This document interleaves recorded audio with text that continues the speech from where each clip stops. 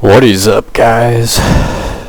It's another Trainz Z video today, Trainz 2019, with the very first model I ever picked up from Trainz Forge, and the model that really kicked off my enjoyment for their other products and items. This is the Rio Grande Western Class 21S.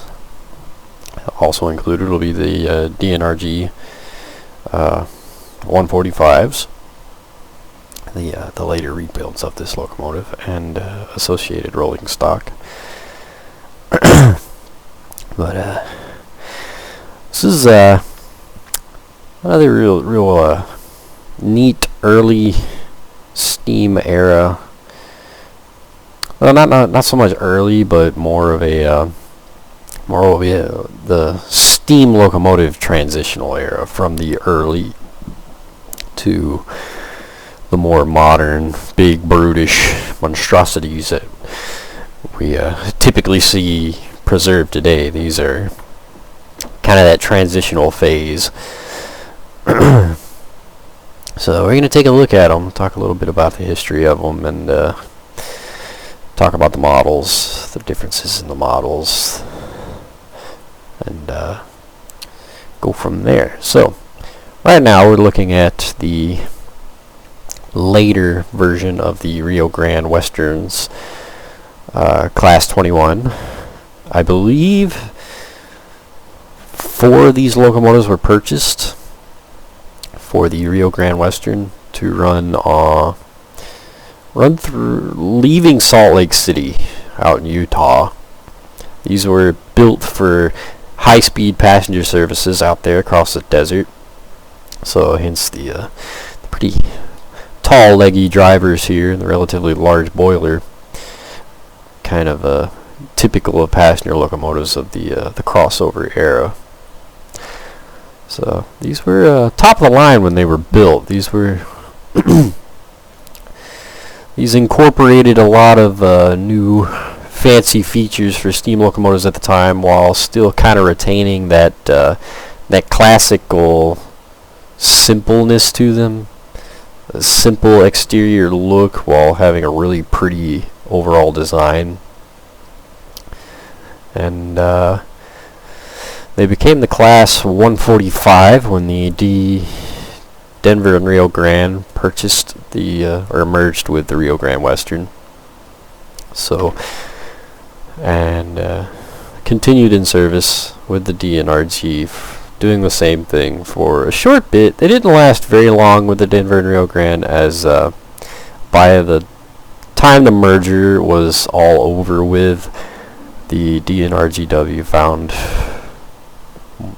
little use for them. These locomotives had been surpassed by newer designs and heavier coaches that just kind of regulated them to secondary use, and soon after that they were all scrapped. So this locomotive's service life was not extraordinarily long per se, but they did their job well for what they were built to do.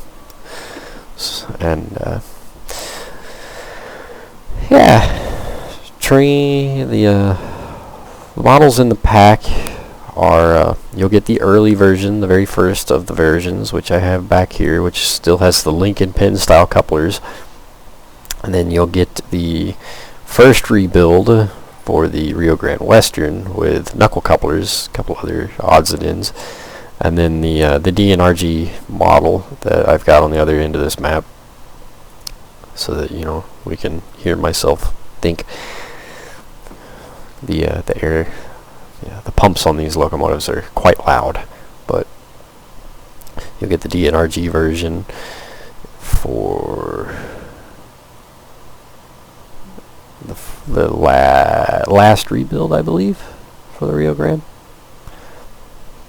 So yeah, you'll get a series of cars to go with them to match, which we will take a peek at, but we'll start with the very first model, the early model, 1897 here, with the Lincoln pin couplers. So let's get rid of that. So this is as the locomotives were delivered, along with the proper passenger cars to go with it. It has that nice, nice classic look to it, almost like the old Western era, those 1870s 440s, while still incorporating a kind of more modern look. Real good looking locomotive overall, as is typical with Trainz Forge. You know, they take the time to do their rivets. They have a decent weathering scheme all over. I do believe these have a custom cab, for those of you interested.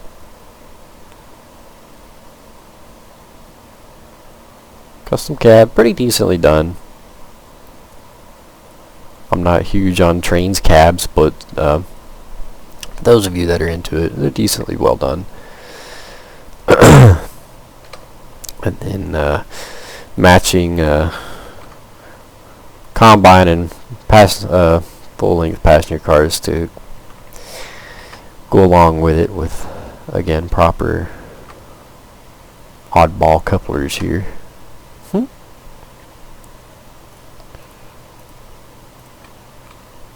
I don't know if these passenger cars have a... yeah, I didn't think so.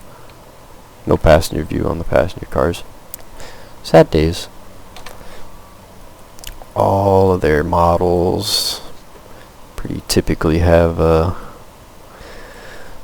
some fun little things that you can fiddle with. So Trainz Class, which will stick a... well, yeah, I didn't think so. It doesn't add marker lights. It just adds the flags up to the front platform here. So green and white, or non-existent. Smoke docks door that can be open with a decently detailed little smoke box interior here. Close that. Side windows. Now you don't get to choose which side. So both of them are open or both of them are closed. That'd be how it'd be. Front windows. So it'll be these windows right up here. Again, don't get to choose what side, but hey, at least you get to open them. Something kind of different. Do get to choose which side for your doors. Front doors. Roof hatch. So that's the things you can fiddle with on the locomotive. I don't believe... yeah, you can. You can have the doors open on these combo cars here. I'll hop back here to one of these passenger cars. Maybe you can open the doors. Yeah, you can open the doors too on the passenger cars, which will open these little end doors here. And the passenger cars are very well modeled too. Albeit, I don't know if this is supposed to be like a sand weathering job here, like a dirty sandy weathering job, or if that's the actual base color of the wheels. It looks almost like it's supposed to be muddy sand, but the rest of the car makes me think that's what color they're supposed to be, because the rest of the car is not as heavily weathered as that would be. But yeah, maybe I'm crazy, I don't know. I love the weathering job that they got on the windows. That's something you really don't see a lot of on models. Just this kind of hazy fadedness along the windows here. It's pretty cool.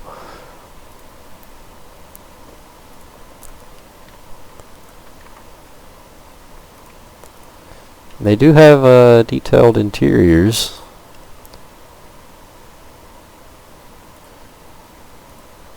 Unfortunately, can't sit in the cars to show it off, but they do have detailed interior, so it's pretty decent, pretty nice. Now these are I don't remember what you call them or what they were called, but so they're not quite the typical link and pin couplers. These are built specifically for passenger trains. These locomotives only ever hauled passenger trains, so these locomotives are equipped with those weird couplers like that.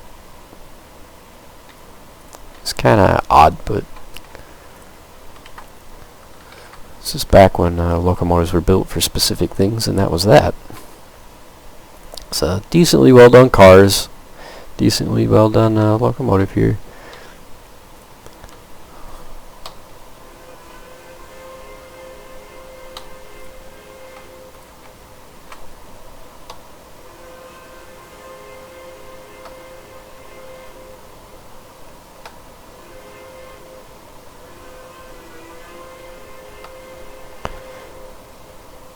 I believe all these models are going to have the exact same sounds on them, but I wasn't dead certain, hence I placed all of the variations down.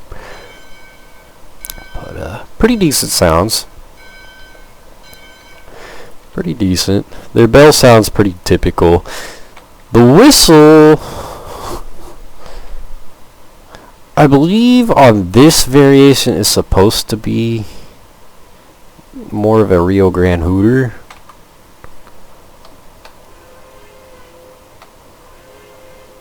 Now I do like that audio file. I don't know that it's quite proper for this version of this locomotive. So, 'cause I believe the later variant here, no, it carries the same. So maybe I'm crazy. Let me hop back here. Yeah, that's what I thought. That's more of your 3 chime whistle here. 1, 2, 3. These are single chime hooters. So I don't know. I'm not dead certain that that's the correct whistle for this locomotive, but it's still a nice sounding whistle. And if you want to be anal about it, you can swap the files on these locomotives quite easily. So coloring is pretty decent. The weathering is kind of hit and miss, and I'll show you why in a minute. Now normally they actually do really well on their weathering. I will give them that credit. They do well, but they do well. But I feel like the cars themselves look more muddied than the locomotives do. Maybe that's on purpose, but as you can see, like right here, this car's got a pretty decent amount of mud on it. The locomotive and tender don't really match. Like I said, their weathering jobs are really decent. They just don't seem to match up, because these cars and this locomotive would typically go together, period. You wouldn't really see them mixed up. So one would think you would kind of blend your weathering together for the cars and the locomotive, but you know, that's just me. It's kind of nitpicking at that point. Really, really good looking. I love the coloring on the early model. I love that coloring. But we'll hop over to the first rebuild, the Rio Grande Western 73 here. So you will get all 4 locomotives for the Rio Grande Western, and then the D&RGW Class 145 will be auto numbered for their 4 locomotives. I believe all 4 of them were built to be identical, whereas the Rio Grande Westerns, each number has some slight little differences, maybe in color. I'm not dead certain. I didn't take the time to put down each model with each variation to go through each and every single little detail on them. But you will get the Rio Grande Westerns for in individual numbers. So like here we've got 73, and you would get 73 in a backdated version, and then you would get 72 here, and then the updated version with 72. But it won't be like the Rio Grandes, because well, they didn't really have a backdated version. So so here's the first rebuild. So the most obvious thing that we've got going on is knuckle couplers on the locomotive and the cars. Now the cars, I believe you'll get 1902 and 1904 1905. Am I crazy? I'm not. So the coaches will be a 1902 will be your first variation, or the rebuild. 1902 rebuild for the coaches, and a 1905 rebuild for the combo car. I don't know what's going on with that. Maybe it was a mistype, but that's your first obvious details. Really, knuckle couplers. Knuckle couplers have taken over. They're far safer to use. So most railroads were getting rid of their old Lincoln pin of different variations and adding on knuckle couplers. So that's number one. Number two will be the paint scheme has changed at this point. So we got the more burgundy red roof and the dark brown with gold lettering over here, and then back here we've got a creamy tan on the roof and the burgundy on the body of the car. But other than that, not much has changed. Brake rigging? Am I crazy? No. Yeah. Other than that, whoops, too far. Other than that, not much has changed. Like I said, most of the sounds are going to be the same. Basic locomotive's going to be the same. Some odd details here and there. So like the rebuild here has got a heavier weathering going on, especially across the top here where time will have taken its toll on the paint. So like over here we've got a more polished, clean locomotive for its first appearance in the world.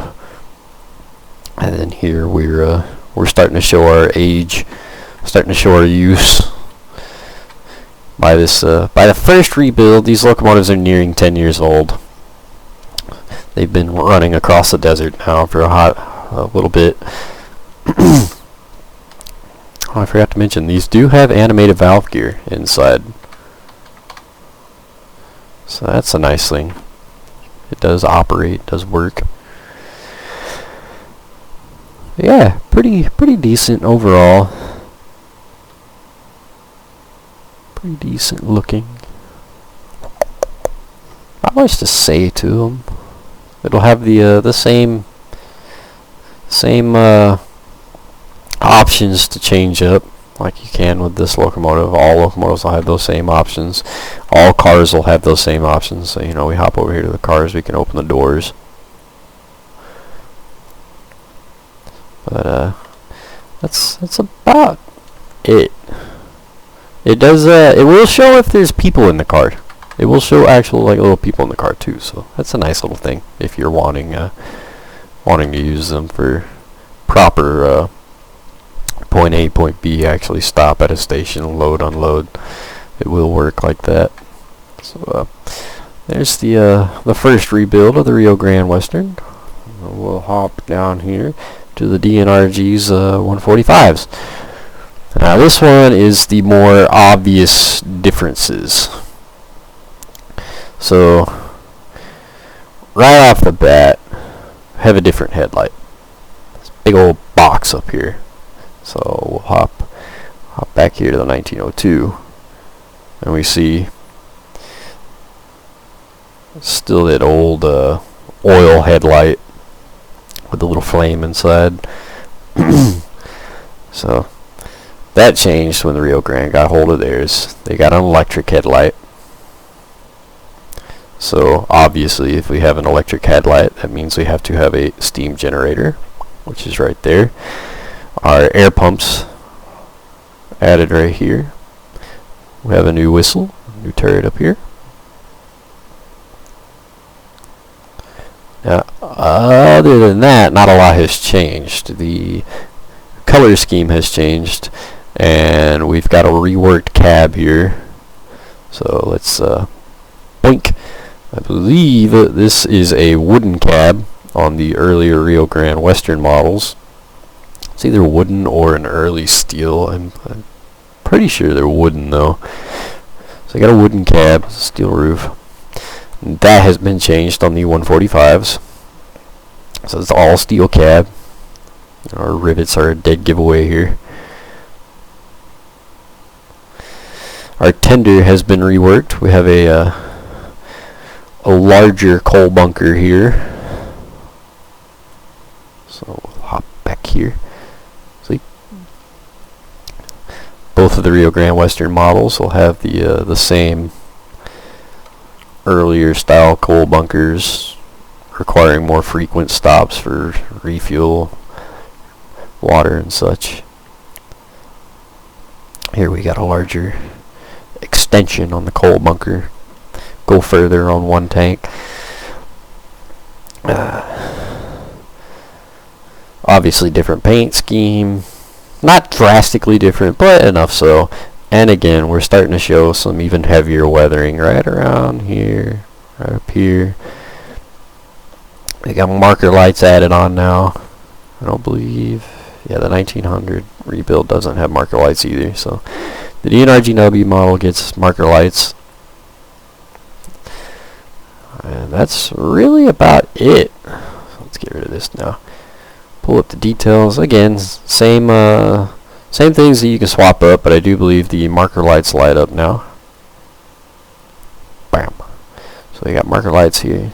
They light whatever color that we've got going on here. The green is a little,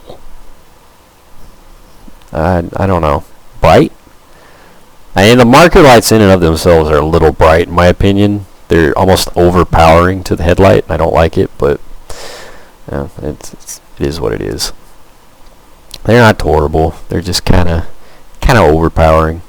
But again, really decent looking locomotive. Same sounds.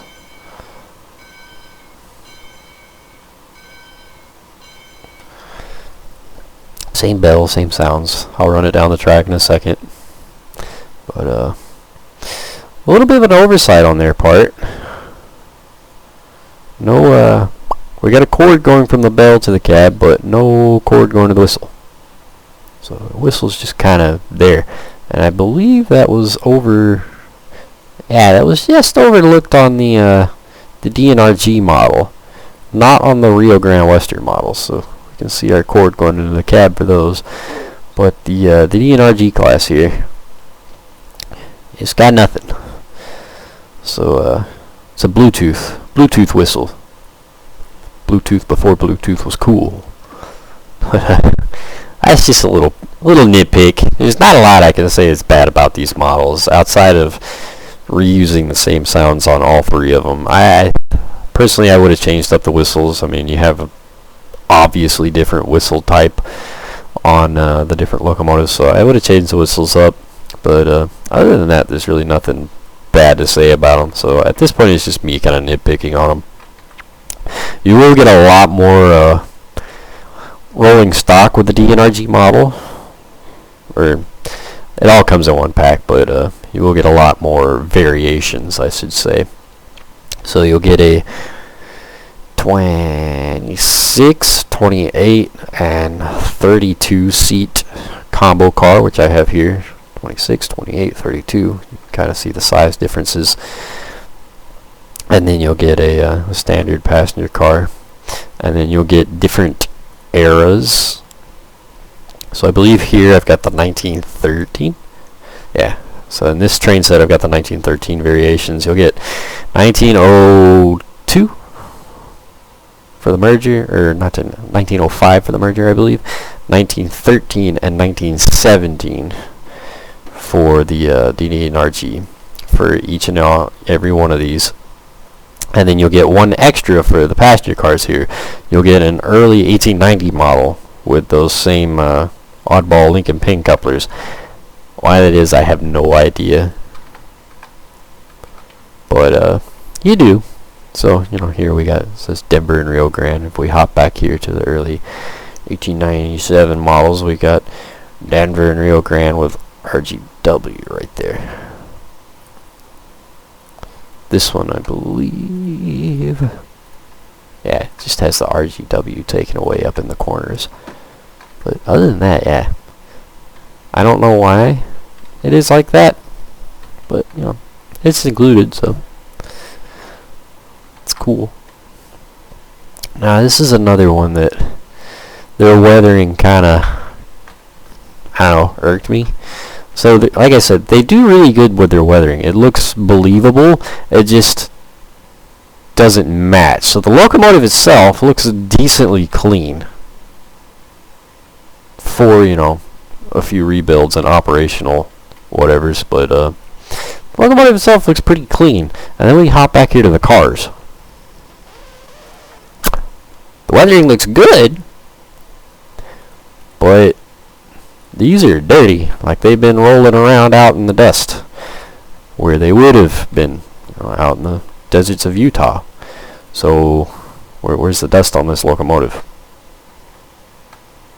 I mean, you kind of see the weathering going on here on the tender, but it's just not, it doesn't match up very well, in my opinion. You know, our drivers here are almost spotless. The locomotive would have gotten just as dusty as these cars did, especially whenever dust storms pick up out there and such. Locomotives would have gotten pretty dirty. So that's, you know, another one of my little nitpicks here. Just really doesn't match up. Their dusting doesn't match up. But other than that, there's nothing really bad I can say about it. So they were short-lived with the D&RG in this configuration. By this point, larger 460s have come on the scene. 462s, heavy steel passenger cars. So these are old wooden coaches. So heavier, longer steel passenger cars have come onto the scene. These locomotives really didn't do well with the steel cars, and they wouldn't have done dual purpose very well. These locomotives were built specifically for high-speed passenger service across the desert with wooden coaches. With, you know, that was those design specifications, so that's how the locomotive was built. And by the time of the D&RG merger, you know, 1917 comes around, these locomotives have really outlived their use. Not for lack of trying, they just time marches on, technology changes, and these locomotives are showing their age.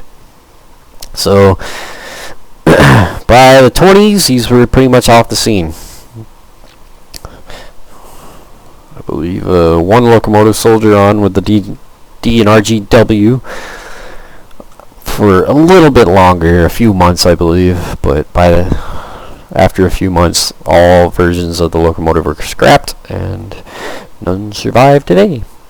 So it's kind of a neat extinct locomotive from Trainz Forge to take a look at.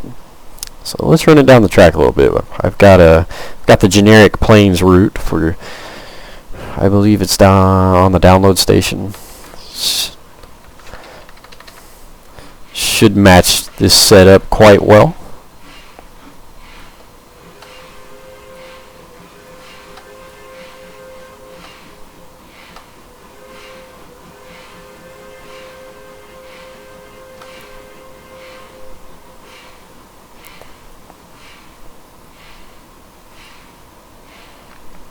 They look real good, and they sound pretty good, but they are a little quiet. So those pumps almost drown out the chuff sound entirely.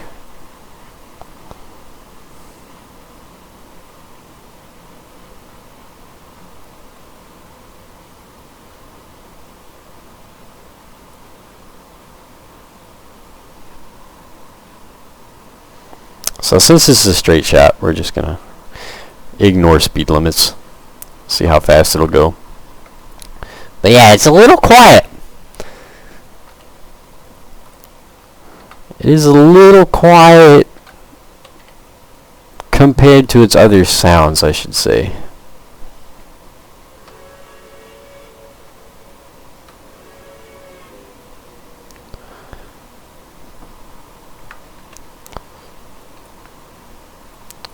It sounds good, just a little bit quiet. I think I would have toned the volume for the pumps down and then turned the volume for our chuff sounds up.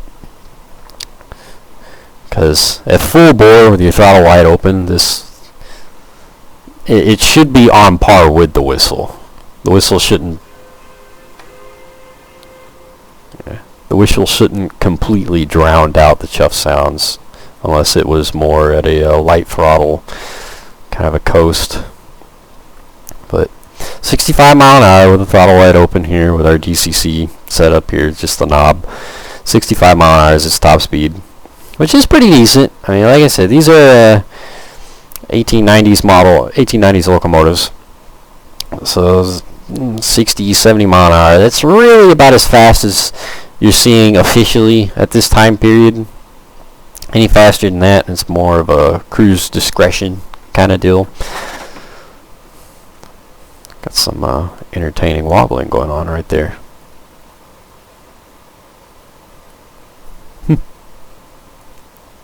Some fun on the tracks there. Some passengers are getting slung around, but let's cut it down to 0, see how quick it stops.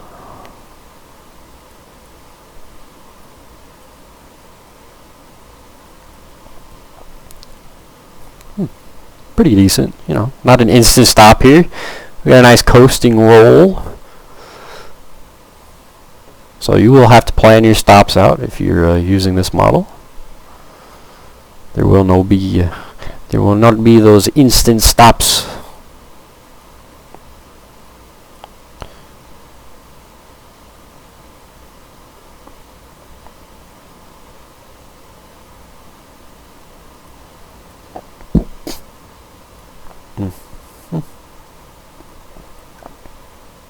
Can kind of see the animated valve gear going on here. We found another odd portion in the track.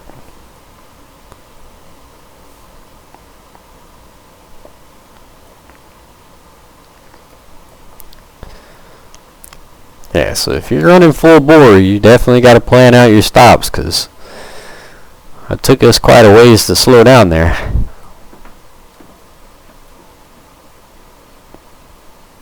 Pretty decent though.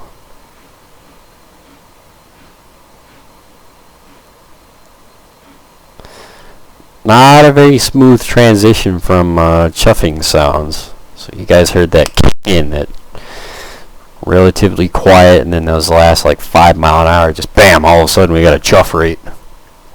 So not very smooth, but not bad. I don't know why we're still hearing a high-pitched brake squealing, but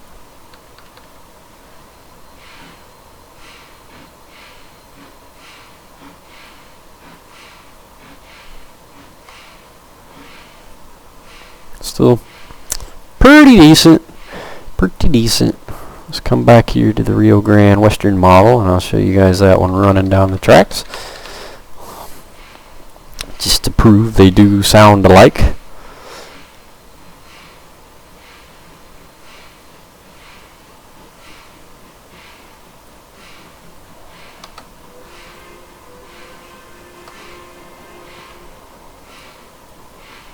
That's the other thing, the headlights. They use the same exact little headlight spot for all your models, but this being a little oil-fired headlight, I would have toned that light down, because oil headlights are not very bright. But again, same sounds, just quiet. The actual chuffing is really, really quiet compared to every other sound on the model. I love this color scheme. It's a really good looking locomotive.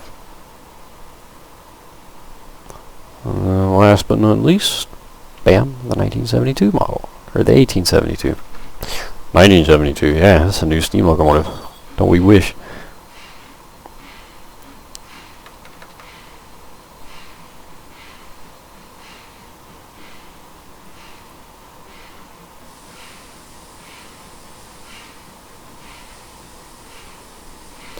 Inside the cab.